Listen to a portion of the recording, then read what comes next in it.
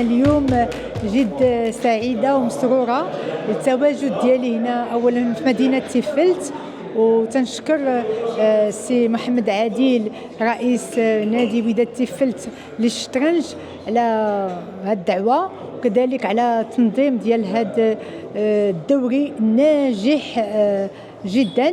واللي لاحظت اليوم ان يعني مستوى اللعب ديال الاطفال هو مستوى يبشر بالخير، وحنا ان شاء الله دابا حنا في اللجنه المؤقته، وتنتمنى ان الجامعه الملكيه المغربيه للشطرنج يعني تهتم بالشطرنج المدرسي، لان اكيد غادي يكون عنده واحد المستقبل.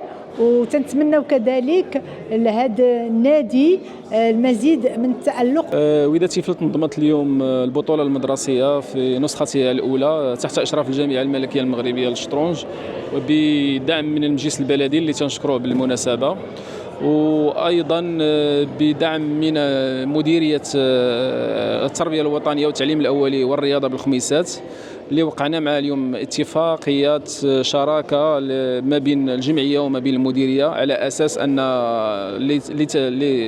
لنشر رياضة الشطرنج وتطويرها بالمؤسسات التعليمية بالإقليم.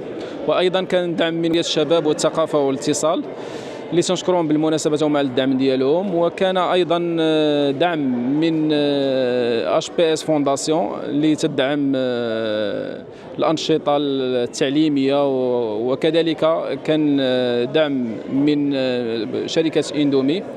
فالنشاط لقى استحسان الجميع وعرف مستوى جيد للمشاركين.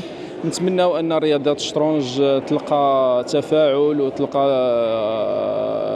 نجاح بهذه المدينة، ولما لا نشوف أبطال إن شاء الله في المستقبل.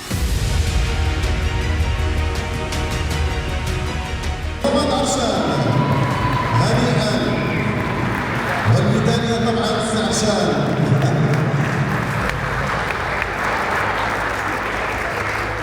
Toulouse,